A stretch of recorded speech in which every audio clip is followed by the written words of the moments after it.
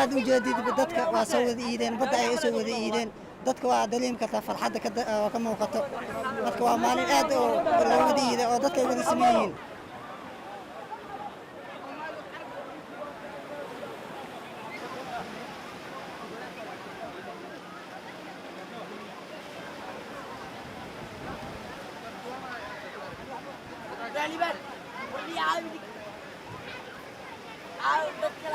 jawigeedu waa jawi aad u nabdoon dhalinyaradan tirada badan ee meelaha wareegaysana waxaad u maleeyaa farxadda ciid inay ka muuqato caasimadda waxyaabaha ku soo kordha waxaa ka mid ah bulshadii caasimadda oo aad u maleeya inay develop garoobeen ee xilligii dagaalada iyo magaalada kala qaybsaneed inay ka gudubtay maantana u gudubtay xilli ee dadka isjecel yihiin isku hambalyeynayaan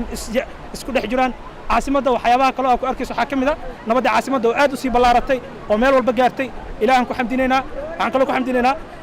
dadka ka shaqeeyay oo dowladda federaalka iyo dhammaan shacabka Soomaaliyeed aad u hambalyeynaa waxaan kaloo hambalyeynaa dadka shacabka ee maanta isku yimid magaalada waan dareemi kartaa dharkooda iyo jawigooda iyo farxadooda iyo liidashay tahay maanta aad aan u faraxsanahay waan ku soo dhaweynaa insha Allah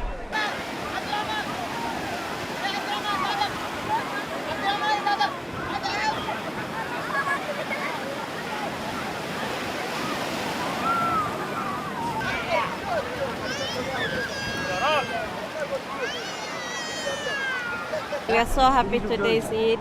As you can see the environment at the back, it's so wonderful, so special. Yeah, it's beautiful. waxyaabo badan oo gudbanta nabadgelyo iyo ugu duwanta